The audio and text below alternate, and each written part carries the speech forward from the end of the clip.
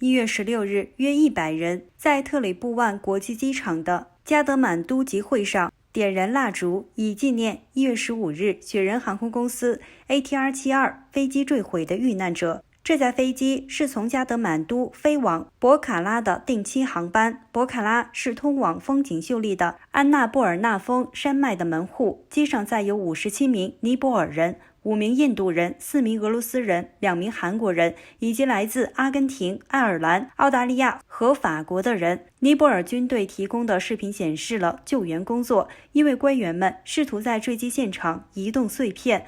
尼泊尔有9家国内航空公司，包括雪人航空公司及其子公司塔拉航空公司。根据尼泊尔民航局的数据，自2000年以来，雪人和塔拉飞机失事已在尼泊尔造成至少165人死亡，其中359人死于航空事故。本世纪，尼泊尔又有75人在飞机坠毁事故中丧生。尼泊尔拥有世界上14座最高山峰的8座，其中包括珠穆朗玛峰。突然的天气变化可能导致危险状况。